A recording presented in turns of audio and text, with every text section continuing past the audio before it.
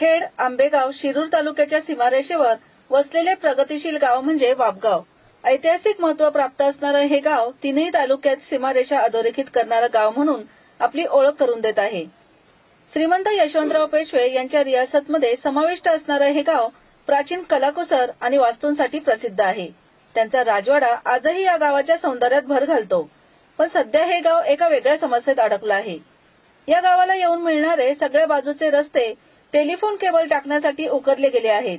हे केबल टाकण्याचं काम संथ गतीने सुरू असल्यानं स्थानिक लोकांना मात्र नानाविध समस्यांना सामोरं जावं लागत आहे. आधीच रस्ते कमी रुंदीचे, त्यात उकरले गेल्याने चालणेही कठीण होऊन बसलं आहे. 2 वाहनं सुद्धा या मार्गावरून प्रवास करू शकत नाहीत. सध्या या परिसरात बटाटा लागवड जोरात सुरू आहे. त्यासाठी लागणारं प्राथमिक साहित्य शेतावर पोहोच करण्यासाठी ट्रॅक्टर, ट्रक ही साधनं वापरावी लागतात. पण खोदलेल्या रस्त्यांमुळे अडचणीत भर पडली आहे.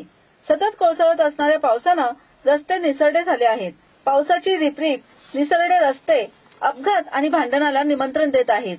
ब्रॉडबँड सुविधा, लँडलाईन सेवा जलद गतीने सुरू करण्यासाठी हे केबल टाकण्याचं काम सुरू असल्याचं संबंधित अधिकारी सांगतात. हे खरं असलं तरी ते काम ज्या जलद गतीने पूर्ण होणं आवश्यक आहे तो कामाचा वेग मात्र प्रशासनाला राखण्यात अपयश आलंय.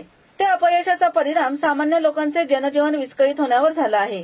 सदर काम लवकरात लवकर पूर्ण होण्याची अपेक्षा सामान्य नागरिक व्यक्त करीत आहेत. सी मूव्हीज अँड न्यूज साठी प्रतिनिधी संतोष पाचपुते, आंबेगाव.